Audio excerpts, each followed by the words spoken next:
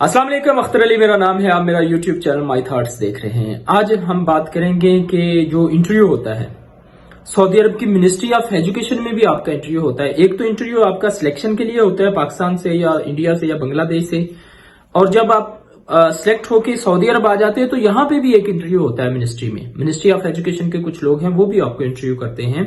उसके बाद आपको टीचिंग का जो है सर्टिफिकेट जारी किया जाता है कि आप इधर सऊदी अरब में पढ़ा सकते हैं।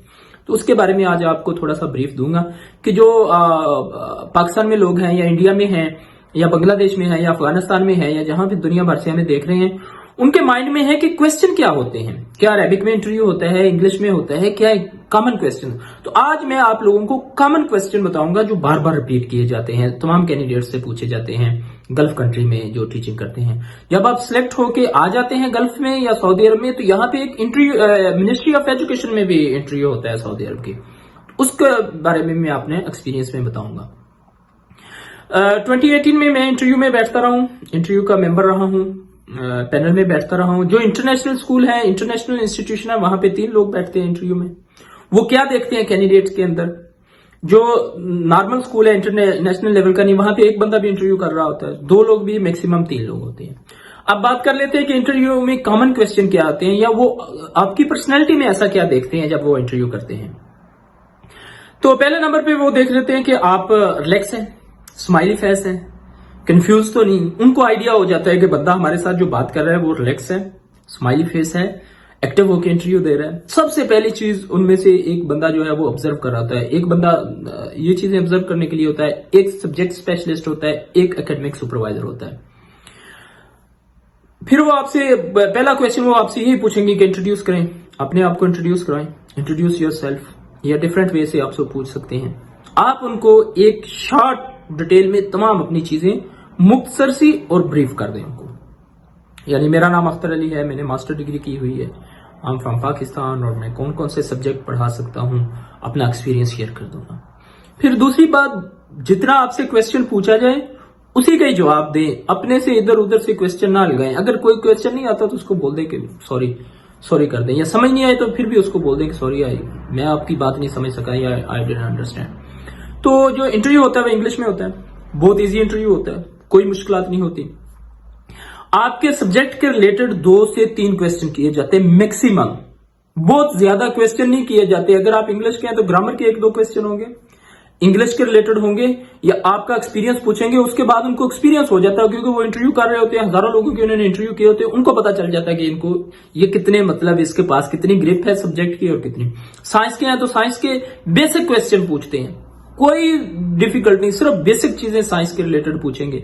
मैथ के हैं तो मैथ की बेसिक चीजें पूछते हैं वो, कोई वो एक्सपर्ट नहीं इतने होते, या कोई वो पीएचडी डॉक्टर नहीं होते, नॉर्मल आपकी तरह मास्टर डिग्री लोग बैठे होते हैं।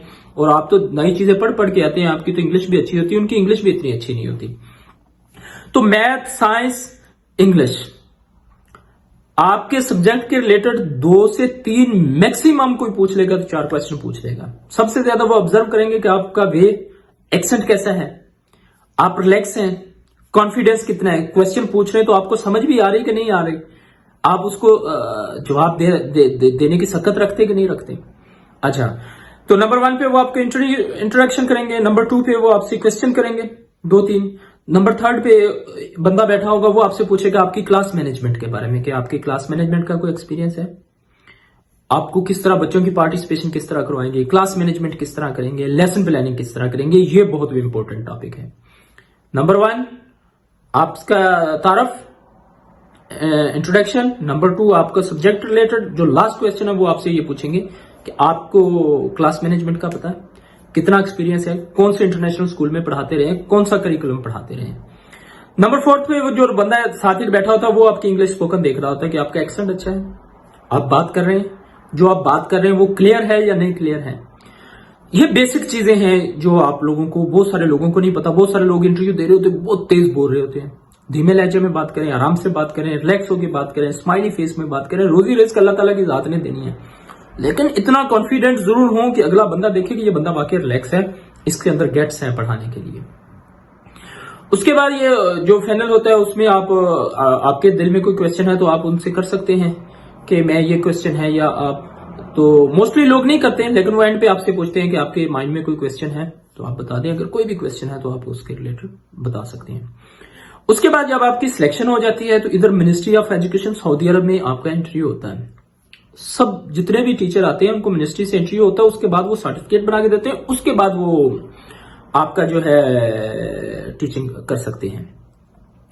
तो मिनिस्ट्री के लोग भी आपके आते हैं, उनकी कोई इंग्लिश इतनी स्ट्रांग नहीं होती, वो आपसे बेसिक चीजें पूछते हैं कि आप बच्चों को मारेंगे तो नहीं, अगर आप एक बच्चा शरारती कर रहा है तो उसको किस तरह टैकल करेंगे। तो सऊदी अरब में अगर आपने किसी को हिट किया तो इसका मतलब आपका कंट्रैक्ट कैंसिल हो जाए। बहुत सारे टीचर, मेरे 10 साल एक्सपीरियंस में मैंने देखे कि बहुत सारे टीचर सिर्फ बच्चों को हिट करने की वजह से, मारने की वजह से निकाल दिए गए स्कूल में, कंट्रैक्ट कैंसिल कर दिया।